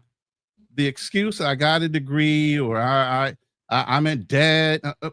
What the fuck is wrong with people? You know, you're either going to do it or you're not. You're either going to get down and do what you need to do, put a plan in action, start executing one. This is the biggest thing in sales. They say, how do you eat an elephant? One motherfucking bite at a time. Bite at a time. You're not going to eat the whole elephant in one bite. But again, like I said, a lot of people want to go from 0 to 100 and they don't want to take the necessary steps in planning and execution to get to the 100. They just want instant gratification. It takes work, hard goddamn work to get from where you were in life to where you are now, even now. Wherever it is, you didn't just happen to be there. It took some kind of effort to get there. But you did the effort for somebody else's business, not for yourself. That's the difference. You grew somebody else's dreams, not your own. That's the difference. Start growing a life for yourself with your dreams applied to it. Get out of working for everybody else. Start working for yourself. Figure out exit plans to getting out from underneath a company and being productive on your own. But again, not too many people are comfortable with doing that shit. Nobody wants to pay 1099 on taxes, and you're responsible for every fucking thing. Nobody wants to own their own goddamn company. Oh no, I'd rather somebody else pay me. That way I got a fucking umbrella in life. Yeah, that is true. Fearless Podcast says the average house in Dallas is 110K or 410K, excuse me. Yeah. And then Jules says a person in a rat race with no exit plan will be there for the rest of their lives. Exactly. When Fearless comes by. Oh, but a college graduate wanting to start a family and buy a house, how do they afford it? I think that it's pretty simple. He needs to be objective. I can't start a house and I can't get married until I start paying down my debts. How am I going to do that? Yeah. Well, he needs to double time it. He needs to work extra time. He needs to pay down the principal, double up on his payments. You know, you guys don't know about that? You got to double down on your payments, pay down your principal while you're paying your regular premium on your loans. Get that shit from underneath of you. Yeah. Plus, you took the debt. I don't see why. I don't see why. Even me, if I would have took debt for, and I didn't. You know why? Because I was like, I could take debt, but I should have got a scholarship, which I didn't because of my performance in high school. So I was honest about that. I didn't blame anybody. I could have got better grades, right? I could have got scholarships. I didn't. So I barely made it by the skin of my teeth. And my mom was like, okay, we could take on debt. I was like, no, you're not. It's my life. I'm a grown man. Okay. And then I just signed up for the military because they said they'll pay for it. I was willing to make a compromise. Like, okay, school for free, no debt, military service. But even if you don't do military service, I was okay with taking on debt because I was trying to achieve a skill set that which was going to bring me more money in the market. And so net, you're not being slighted. You're not being taken advantage of. And again, you guys always want to hurry up and start a family. How about you hurry up and start your life? How about you hurry up and start being competent? How about you hurry up and pay off your college debt? How about you get in your career? You're talking about start a family. You need a goddamn career to support a family. You need to start building up on your investments accounts. So is it too bad to sit up here and tell you to have some ability to sit down and get your life? Start a family with who? Women have prioritized education and career high on their list in a young age. I'm not saying that's bad. I'm not one of those haters. What I'm saying is if they're prioritizing that, you need to prioritize yours. If y'all both are prioritizing career, education, getting stable, and being, there you go. Then at a later point, you'll find your person and you can form a family. But the first part is you don't even know how to lease a rental, look at a deed. What are you talking about, build a family? You got to figure out how to get yourself started, how to build up your own life. You lucky y'all ain't in China. Because in China, them girls would have been told you got to have 3 cars paid in full and a house with no loan or no mortgage against it. Y'all got it easy over here. So net, it could be worse, guys. So what I'm saying is focus on your goals, focus on your opportunity because it's right there. The houses are expensive for a reason. There's other places to go to get a house. If you got to commute, then you got to commute. That's historical. On the 13 colonies, did you think people could own homes in the 13 colonies? No, they couldn't. It was the most expensive property by the ports. Most wealthy people owned by the ports, right? It wasn't until they was like, hey, we got land for $1. And they're like, where? By the port? No. Wild, Wild West. Go out there and fight the Indians and see if you could get some land. But as far as being by the ports, it's all expensive. Too expensive for most people. Most people rent it. That's so again, comforts of life. That's what they want. It's always been like that. But you guys out here talking like, man, the house prices is up. What do you want? The house prices to go down? Let's say they go down. Let's say all the housing prices, it was $410K in Dallas. Let's make it $200,000. Guess what you just did? Stole wealth from all those boomers and all the people who actually played their note, did the right work, and did what they were supposed to do and purchased their home. You just stole that from them. So that's what we about? Let's steal wealth from the older folks who bought a house back then when it had no road, no economic opportunity. My grandma, Her house is valued like around 400, 300 now. But when my grandma moved in there, man, there was no road. She had to take a walk and then take a horse to get to the bus. But it was cheap though. Yeah, because there was nothing around that bad boy. Right. Here's the thing, and I see what you're saying, Fearless. Look, yeah, student loans are 20 years. A home loan could be goddamn longer. 30. So now you got a 20-year debt for a student loan. You're taking on a household debt. Then you're taking on the responsibility of another person and try to hand a family. If the guy doesn't go crazy as an individual man trying to be a protector, provider, trying to do all those things at once, I don't know why he wouldn't. Obviously, like Kevin Samuels has said and several others, when you're in your younger years, those are the years you should be establishing yourself in a career. You should be gaining assets, paying down debt, and building up your resources. You're not going to have your resources at 20-something years old. Okay? You shouldn't. There's no fucking way, unless you inherited the money, that you should be able enough to afford a family unless you're doing something like what I did was when in the military. I got married at a younger age. But I had some stability. I didn't have any student loan debt. I didn't have some of the things a lot of people had to entail in order to be halfway successful in a marriage without the pressures of what's the number one thing a woman's going to file for besides for being unhappy? Fucking money. So you're a dude already willing to go into a marriage. No, you're deep in debt. And God damn it, if she didn't go to college and she doesn't have her own debt that now you have to incur and be responsible for too, because now she's in your household. Now you got double the amount of debt. You talk about a negative start to a fucking positive thing such as marriage. No fucking way should anybody in their 20s or 30s be thinking about it, especially if they're deep in debt for college education or whatever, should be considering getting married. That's absolutely outrageous. So if you are stopped, pay down your debt, build up your resources, build up your assets, build up your time in the company or your knowledge base if you plan on migrating out of that company because you worked there 2 or 3 years and you feel like it's a dead end and you're not going to get promoted and you want more experience in something else. You guys should constantly be wanting to move. I don't know. Gone are the years you're going to make 20 years at any one fucking company.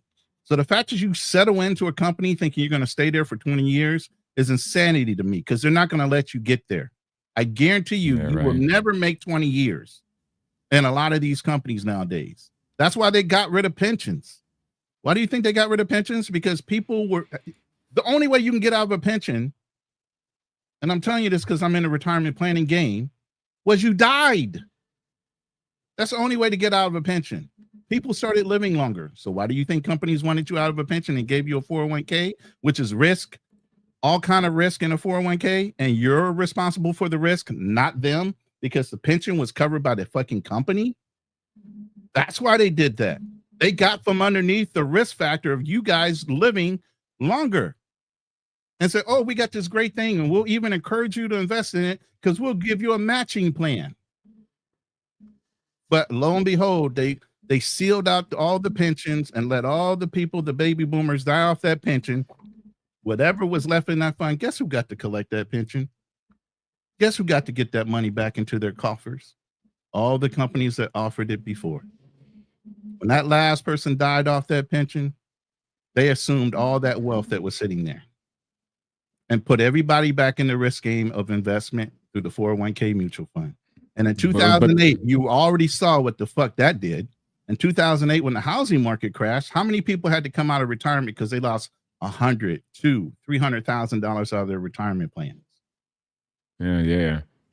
But see but that's why I tell people it's your responsibility. Like I don't even like the retirement pension they pay me for the rest of my life. Plus, you can't even transfer that. You generational legacy ninjas, you can't transfer no pension. So at the end of the day, you can transfer your brokerage account. Yeah, once you die, that's it. So again, the power is in your hands. You got more power than ever before. Get the school out your mouth. Get the goddamn president out your mouth. Get the economy out your mouth and start making the moves that you have to make. Shout out to him. He says Latinos don't want to build a family. Then Fearless says, okay, average apartment is $1,800. Where at? Kind of Fearless, because every place is different. This is the debt the student debt of millennials, Gen Z, 22K, millennials, 40, Generation X, 44, and baby boomers, 41. That's the average of them across the board. Doesn't sound too bad to me. And of course, you guys need to start going state and community. Stop trying to go to private. All right, so he says the problem is 2 years ago and 3 years ago, the average starter house was 200K, which was affordable for the average person. The prices went up artificially. I wouldn't say artificially, but what I would say also is, bro, they couldn't afford it 3 years ago. Stop the cap. Most Americans ain't even got $1,000 saved up. So how the hell are you affording a home that costs $200,000? You don't have $1,000 saved up, period. How can you afford 50%? Nobody can afford it. If the loan officer see your account, he like, where your money at? You got to save. You got to have at least 6 months of the mortgage saved up. The whole reason why it was even at 200,000 is because the market was overvalued in 2008, and that's why it was crashed. That's why the market crashed. Exactly. It was overvaluation of properties. Okay, and it was supposed to be fixed and righted because the appraisers were going along with the developers and saying, yeah, this house is worth this without even doing any appraisals. They let the developers dictate the price. Now, as an architect, you look at building costs and materials, price of land, and labor when you price out a house. Then you put a certain margin on it, and that's how you sell a fucking house. Okay? When you have a developer that goes in and says, even though my cost of materials are this, my labor is this, the land only costs this, and you have an appraiser that will just sign off on anything, and they know the true factor, even with a 40% markup on the house, might be a $240,000 house, but the appraiser comes back in and says, no, we'll give you $350,000 to $400,000 for that house. Who's screwing who? How long is it going to take you to get from underneath that loan of $400,000 in time, over a period of time for paying off that loan, before the house is truly up to the $400,000 fucking evaluation? And this is what they were doing. Plus, they were backing people that were not able to actually finance a loan in the first place.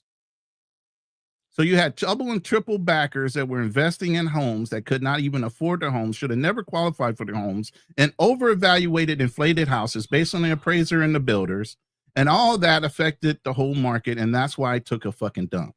So then they had to reevaluate the prices. You remember in Vegas when they were tearing up every house because people leveraged their houses and they wound up feeling like they were upside down and they had no fucking way out? That's why so many houses went on the market for fucking auction. They were upside down in their loans. Why? Because they were over-evaluated in their loans by the appraisers. They were unscrupulous and didn't hold the fucking builders to actual costs of materials and labor. Unless they went from a wood I-beam to a steel I-beam, they went from standard fucking particle board countertops to granite countertops. There's no reason just because you went from phase 1 to phase 2, there's a $200,000 markup from phase 1 to phase 2 on the same goddamn house. That's what was going on. It was rampant because I almost brought during that time. One phase was priced at one price, and they said, I can guarantee you $150,000 equity into your home by the time we got to the third phase. I'm like, what the fuck? How can you do that? Well, we're just going to raise the price each phase by this much. I said, are you changing wood I-beams to steel I-beams? Are you changing? I know what to ask. Is the labor cost going up that much? 2.5% or whatever the average rate of fucking labor costs every year? What the fuck is going on that you're guaranteeing me $150,000?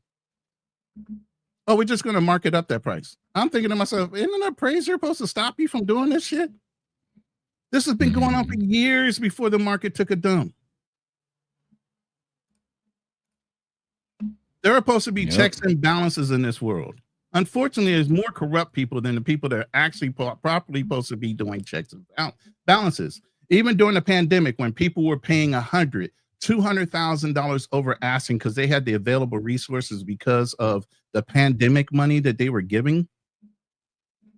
You get what I'm saying? People were over-evaluating and paying for those houses in cash because the banks were not dumb. The bank said, nope, this time you're on your own. If you want to pay $150,000 to get that house guaranteed, that's out of your own fucking pocket. We're only going to price it and evaluate it at the true cost of the fucking house. So people were paying $100,000, $200,000 for that house over the evaluated price based on the appraiser that they were getting the loan for in order to buy into those homes during the fucking pandemic. That's why the houses are costing so much right now. They blew up the prices. Then they went into these mutual fund type of things where these corporations started buying all the empty houses up, and they made it a market. So now you can buy a mutual fund that has all real estate properties in it. Yeah. Well, and they shorted the market. Go ahead. For the most part, y'all guys are broke and y'all haven't saved and y'all terrible at spending. I'm tired of hearing y'all act like y'all are in the conversation about buying a house. It's completely insane.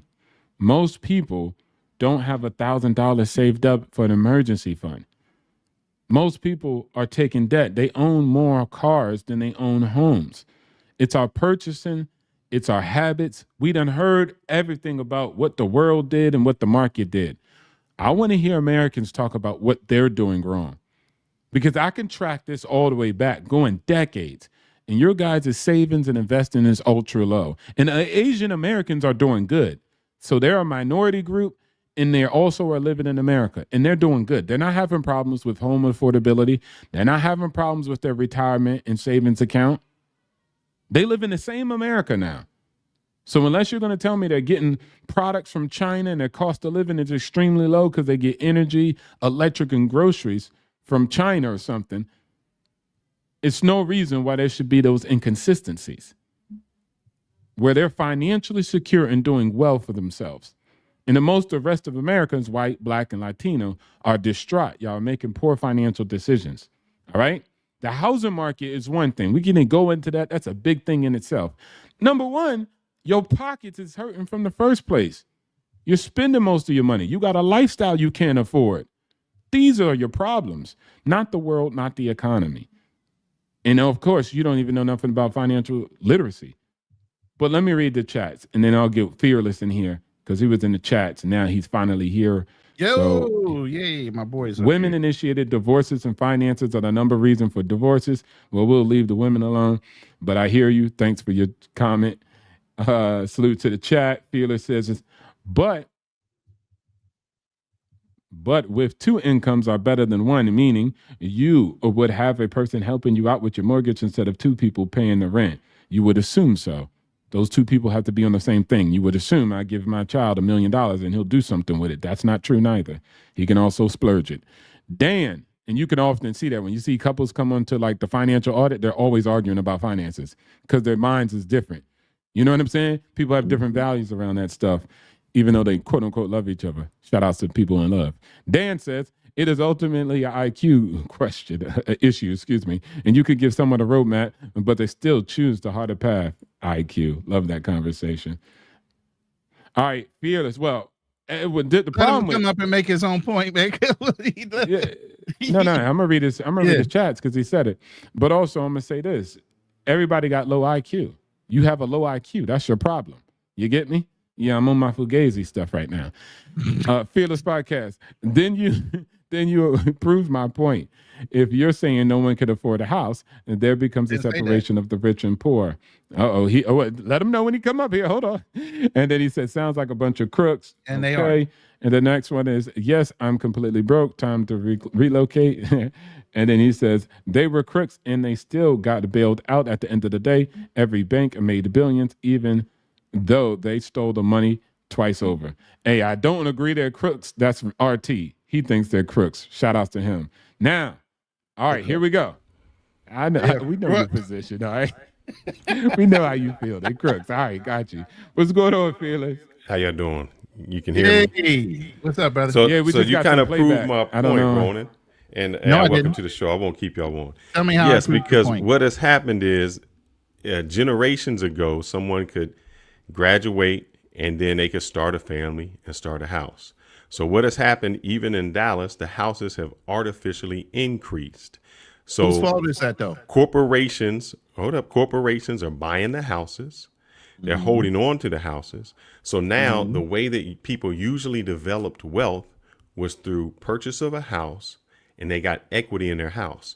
If you're saying wait, that means they're unable to purchase a house. They're unable to get that equity. So when a house doubled, and now if you're saying the average house where I'm at is $400,000, it is very difficult for someone who is getting out of college to start that wealth building. One, because they hold on to it. Then you said another thing that is hurting the housing industry. 2020, the interest rates went down to 2 and 3%.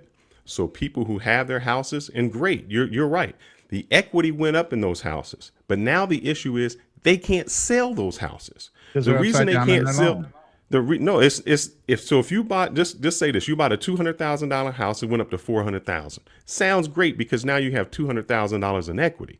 The problem is you can't sell that house. The reason you can't sell that house is now if your mortgage is $1,500 for that house and you want to get another house, your interest rate now is 7% compared to 2%. So you just went right backwards into it. So the older generation is not selling homes. That's why there's no homes available, because they're saying, I'm not going to give up my 2% interest for a 7% interest. The young generation can't get the homes because every new home that is out there is at 7% plus it's double what it was previously. So the new person can't start wealth. The older person can't get rid of their wealth.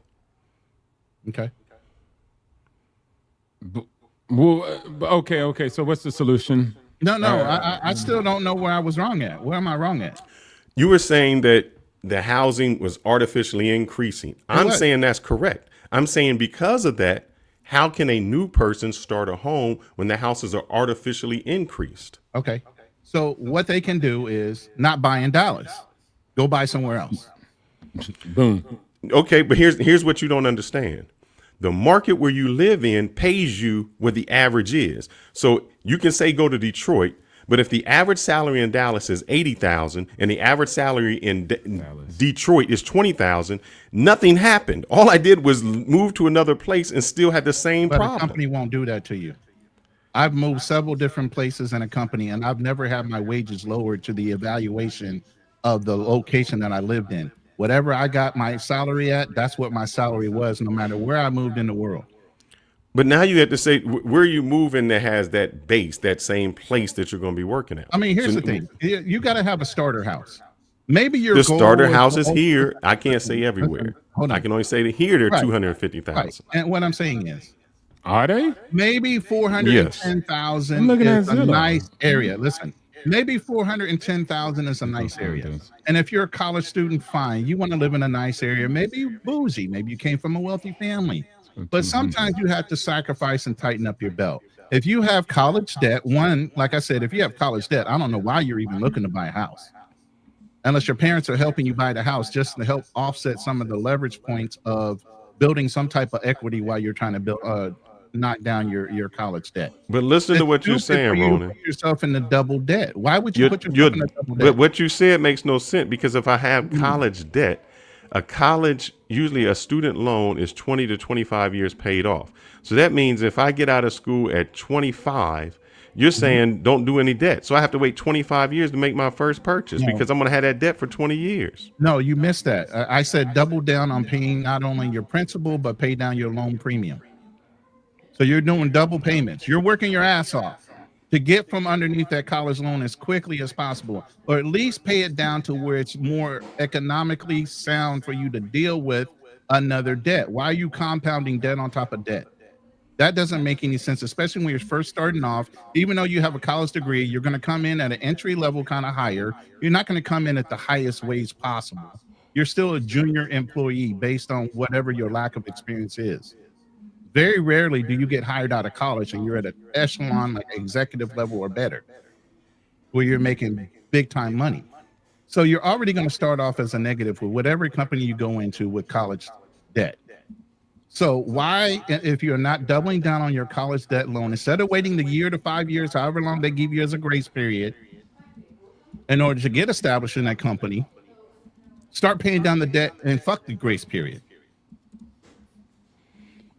Hey, I don't know who says, do the debt period, but you're still going to have that debt. Yeah, you're always going to have the debt, but there's the whole thing. Like I said, if you pay down the principal during that grace period, there's no interest that's occurred that you're going to get from underneath that debt a hell of a lot faster than a lot of people who are lazy that will take that grace period and wear it the fuck out. So that by the time they are able to pay some of the debt, now they have incurred a car loan, maybe the house that you're talking about, and some other things. Maybe they got married and they have a fucking kid. Do it when you don't have no responsibilities. Pay double time. Work hard. And be smart. And then, like you said, there's homes right here on Zillow. They're not 300, 400. That's what I said. That's a Sadiddy person that wants to be a 400,000. No, brother. If you don't know the Dallas area, you basically are either getting a home or your health. One of the two. You're gonna be in your home or your health. Listen, if you want equity, sometimes you have to make a choice in life. You're gonna start off with that starter house in a bad neighborhood. Maybe you fix it up and it turns into a rental later. You start off with that low income house, you build it up, you make it comfortable for you while you're paying down your debt, but you're building equity. Okay, fine. Once you get to a echelon where you're making good money, you're executive level, you've gotten several pay raises or moved in the company or to another company that's paying you more, then you rent that out. Now you have an equity property that's renting out. Now you can go buy that nicer house that you actually deserve because you put in some fucking work for it. Coming out of college, jumping right into a $400,000 house just because you live there. You know how we say sometimes it's something that you need. Don't look up there, brother. You're going to get into the big houses. No. I know this place. My brother lives there. It's good. No, that's where I live at. I live in Frisco. So I know, I'm telling you, when you get up north. Listen, I'm saying there's homes. Hold on. There's homes there. But now you still at 200,000. I could. Yes. No, I'm saying you still 200,000, and that used to be a brand new home.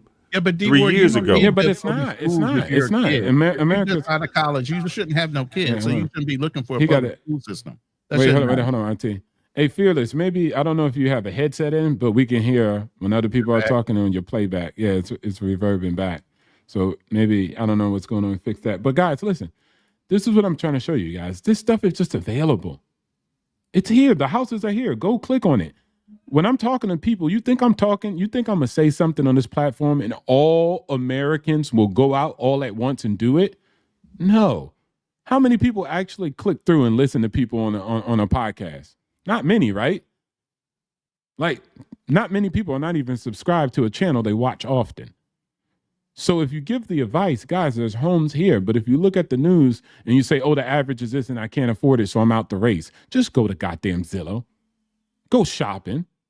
Go figure it out. It's there. Homes are available at cheaper prices. People be like, man, no rent. Ain't got no rent over here under 1,000. I went to Zillow and it was rent. Then guess what he said after that? Oh, well, that's not as good. See, there you go. There go the problem.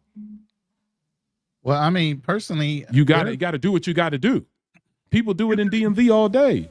You can buy 3 acres of land up here for 79 to 100K, and then people just want to make excuses, man. They don't want to do nothing, man. And again, the guys, the corporations ain't to blame for nothing because they own about 3.8% of single family homes in all of America. That's not a lot, guys. So I know the news came out and said they're buying up all the land and man, stop the cap. You guys can go out here, go to Zillow, and figure it out. Yo, Fearless, you back? Yeah, I'm back. I can still hear it a little bit, but it's not as bad as before. Go ahead. It's not as distracting now. Yeah, it's not. So I don't know how. Yeah. No, it was just. It was. You'll hear it on the playback. If you're simulcasting, you'll hear it. No, I'm not. I'm just jumping on for a second. Now, okay. I don't do that. Go ahead. So I can tell you how mine goes. I don't think you should even buy a house. I think that you should be renting a house. My philosophy is you rent where you live and you buy and you own where you want to buy. So anything that you buy should be an asset. A house that you buy for yourself is not an asset. It becomes a liability because it's going to take you so long to pay off. I'm a firm believer that you should be buying a place and you should be renting out to make income. You should be flexible enough that where you stay at should be a rented place. You don't got to worry about no repair. You don't got to worry about none of the things that go up. And I'll tell you why. I had a friend of mine who got in one of them houses. Got a great house, great deal. I think he paid $600,000. House now is worth 1.8 million. When he got it, oh man, he's only paying about. And the thing in Texas is the property taxes are kind of high. When he got it, his property taxes were $10,000. Now they $20,000 a year. So it just doubled. That's insane. His renter's insurance, property insurance went up from $200 a month to $550 a month. Yeah, because of the evaluation. Correct.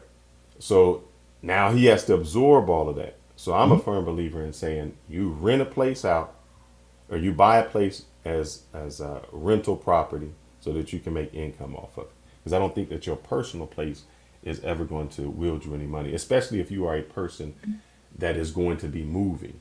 So you can look it up. If you're not staying in a place over 7 years, by the time you go and buy it on a regular basis, you're not going to yield any income off of that.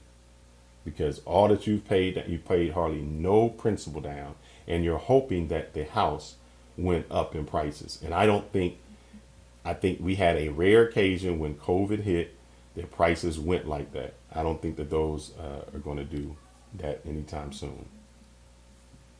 Yeah, no. I hear you on that one. I wouldn't even argue with that one. And I always say to people also, house hacking. House hacking is the way you live in a house and you also have rental income, but you get in a lower percent for down payment versus 25 or 20%, depending on your lender, or 15. But net, house hacking is where it's at. And you can go to Bigger Pockets to learn more about house hacking and etc. But I think if you want a house that's going to bring you rental income, help you on your two largest expenses, accommodation and taxation at the same time, is the best strategy. Got a whole series, How to Hack the American Dream. That's the best way to do it in 2024. Dan says, I just posed a question and it didn't say I necessarily believe in it. It was a part about Janitor the IQ thing. Yeah. Okay. Shout outs to him. And he says passport bros are smart and geographic arbitrage, facts on the city.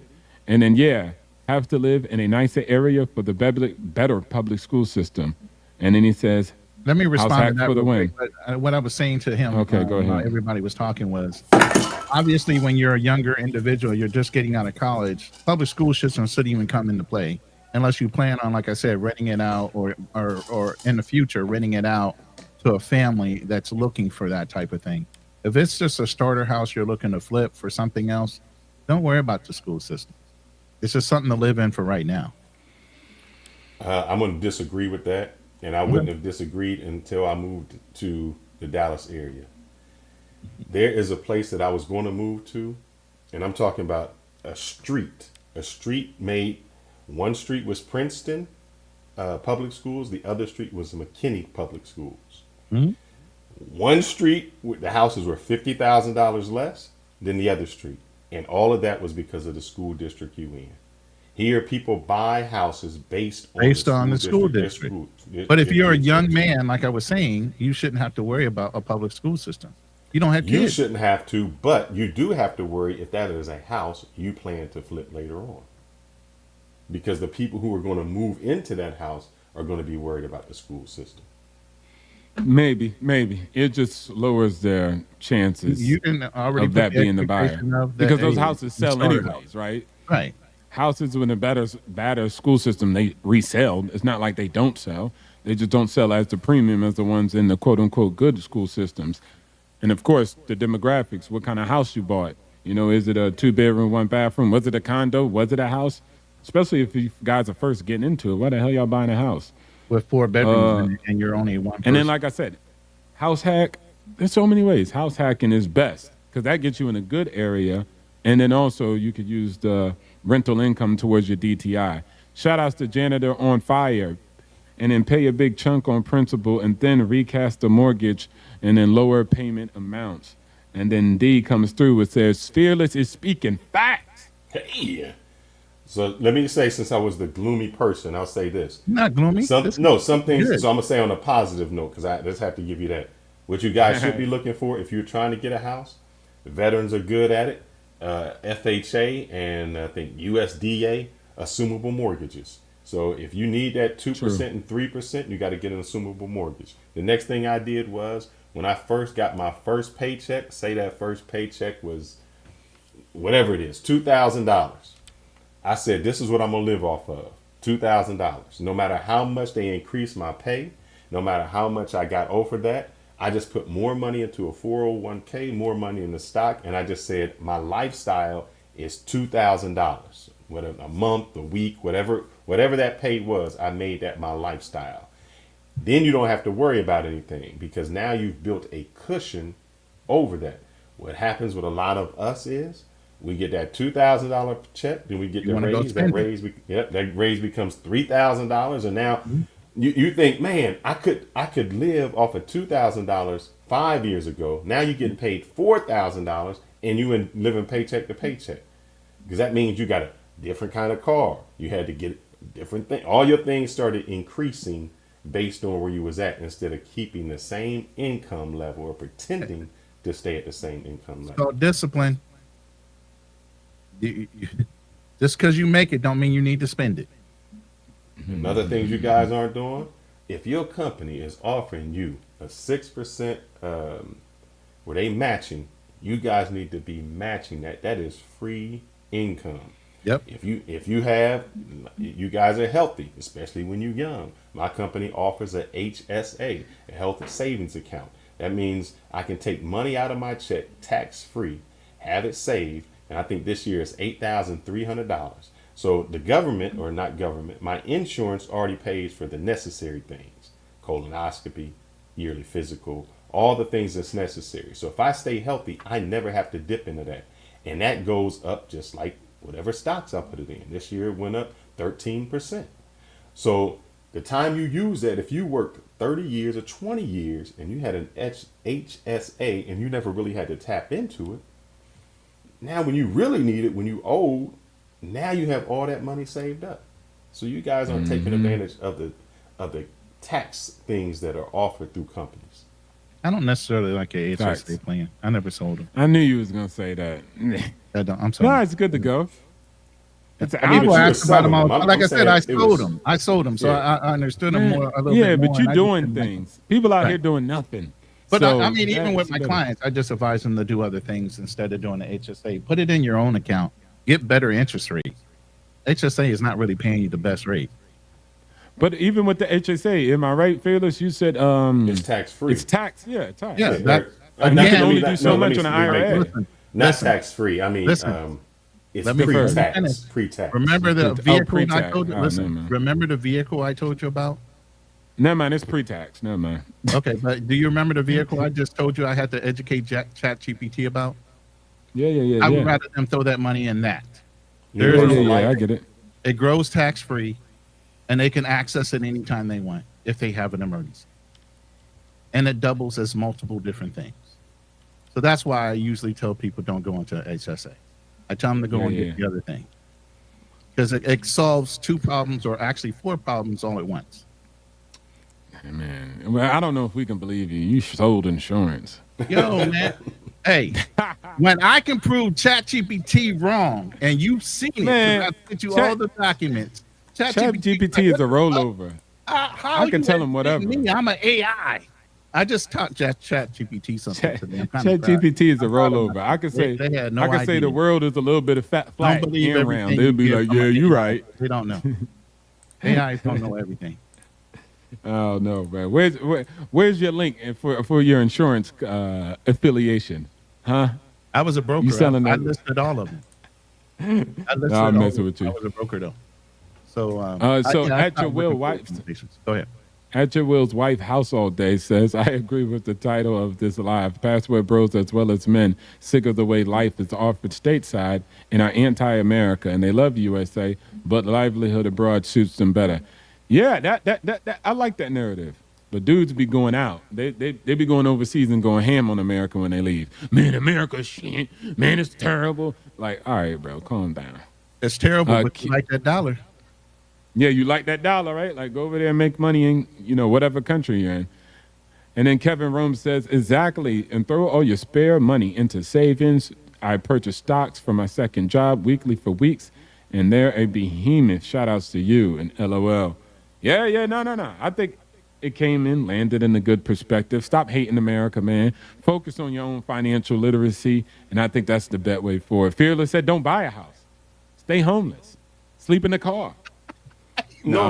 Example. I'm gonna give you an example. Here. If I were to buy a new house, if I was to buy a new house like 3,000 square feet, Here it's going to cost me about 500,000, or maybe 600,000. I could rent that same, or 600,000. You're talking about maybe $4,500 a month rent. I could rent that same house for $2,800. So why not rent that house? You're still getting the same lifestyle.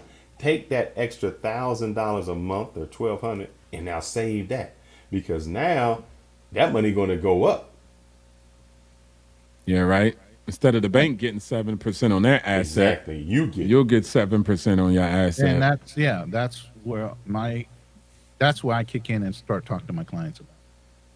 Believe me. And especially as a young person, think about how many times you moved. We're not like the old generation where you bought a house and you stayed there 30 years. Usually people are moving because of jobs, moving because of schools, and they can move. Yeah. Yeah. So you heard it from RT, man. RT said it live. You passport, bro. Stop being sellouts. Stop being anti-American. America. No. America first. Nah, but I appreciate you brothers coming up here and sharing your information. I still think at the end of the day, people are going to get something from this. And especially, it's a good idea to rent. I didn't say that. So Fearless brought that to the table, but it makes financial sense. Do me a good Google search since you want it. And there's a lot of people just say, do rich people rent versus buying? I just want to see. Oh, yeah. No, they damn sure rent. Yeah. But I'll do it anyways. I mean, it's a good strategy, definitely, especially if you're not going to be anywhere at one point in time for long periods of time. You're going to constantly be moving. Why buy? I mean, it doesn't make any sense. Well, they do it like this. They don't feel back unless you're planning on doubling back and making that your permanent home later. Yeah, right. Turning into a rental. We have some Americans here. Black men here in Patia that refuse to go back stateside, crashing out. Staying. Damn. Facts. You guys got to be careful, man. Don't they make them go back if they don't have a place to stay? They don't just stay on the streets? Yeah, no, they probably staying with shorties and stuff like that. Shout out to Dan. Obstacles, do you own property in Thailand or just renting? Just renting, I would never own. Like Fearless was just saying, like the house probably I stay at by the beach, maybe she'll probably sell it for like $300,000 or something, US dollars. But I pay like $500 a month for rent. Why would I ever? So for me to pay, nah. Yeah, even when I go to the Philippines, I told my girl, you ain't got to worry about repairs. You ain't got to worry about none of that. I told her, find me a house for $500 a month. I'm good with that. Anybody who buy a house in Thailand or a condo is just doing it because of personal only. Financial, otherwise, legality, it makes no sense. So here we go. He said, nah, I'm not anti-American. I'm a veteran. Anti-Keisha is more like it. There you go. And you're going to find some Keishas overseas, too. So watch out. Stay frosty. And he said they eventually get deported once caught and then can't hide for long here. Yeah, they might get caught on something like being on a scooter without a helmet. And then the cop find out that they're not supposed to be here. But yeah, they hurting. People hurting out here. Thought they could live on the internet. But it's okay. I mean, I think it's a part of growing and developing. They took a risk. Yeah, people crashing out in the Philippines too. It's a lot of guys streets in the Philippines. All over. I knew a guy who bought some insurance and plan and crashed out because it was terrible. And he said the person who gave him advice was RT. You feel me? You're funny. Nah. But I appreciate you guys, man. I'm going to get going. It's about 3 hours. Actually, in closing, does anybody have anything to say? I'll start off with you, Fearless. No, brothers, just live below your means. Hello. Live below your means, you won't have any issues. Take your extra money, put it in something that's going to make some growth for you. Mm-hmm. And then a guy told me a long time ago, he said, you can work hard for 4 years and skate the rest of your life, or you can skate for these 4 years and work hard the rest of your life. It's your choice. Yep. That's facts. Big time. Go ahead, RT. Yeah. I mean, Fearless said it the best already. So, I mean, really, it's just about, living not above your means, below. I mean, why do you need all this stuff? I lived in this one place for about 7 years. And when I first got there, it was damn near a minimalist. You know how much shit I accumulated in this house over the 7 years of being married, had a couple kids. Oh my God. By the time I got to moving, it was like I had a 24-foot fucking semi truck trying to move everything up out of that damn house. We naturally start accumulating shit just to be accumulating it. You don't fucking need it. So best practice is buy what you need, not what you want. And just try to live the most simplest life that you can possibly live. And I think you'll come out ahead. Save, invest, look for multiple lines of income streams. Look at, running your own businesses, little side hustles, whatever. One income is not going to be enough to save you over the long haul. You're going to need multiple streams of income. Everybody's telling you that, and they're not telling you that because they're lying. They're telling you the truth. All right. You're muted. No, I'm not. Nah. Passport Bros I consider sellouts, but Passport Joes are judged the same way. Yeah, y'all both sellouts. Nah, I'm messing with y'all. And then don't wait for the reparation check. I'm waiting for my check. And then Kevin says, exactly, Fearless. Tell the folks in broke.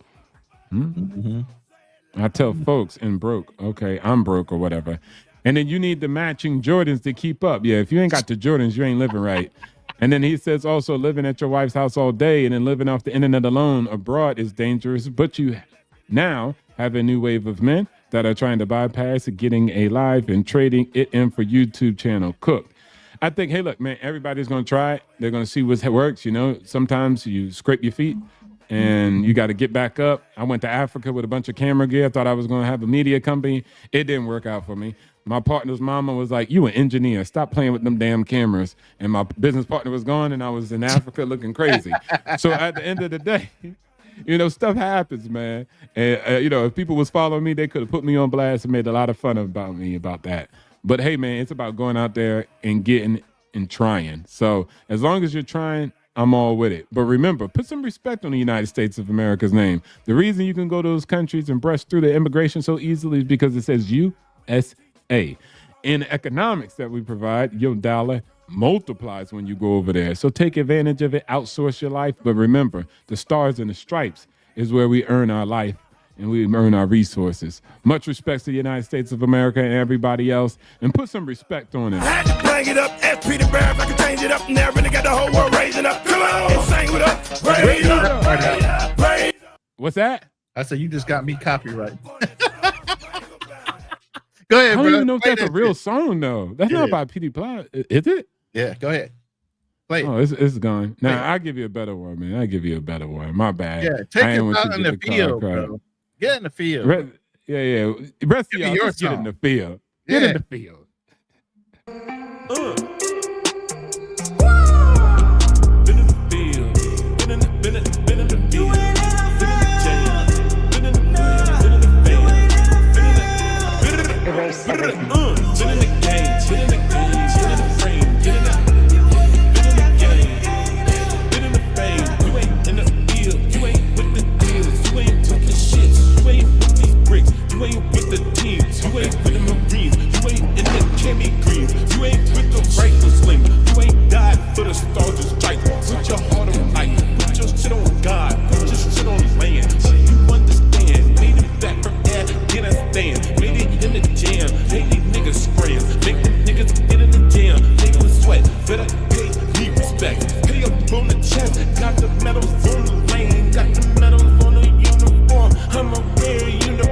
I've been going James Bond, Genghis Khan, what is born?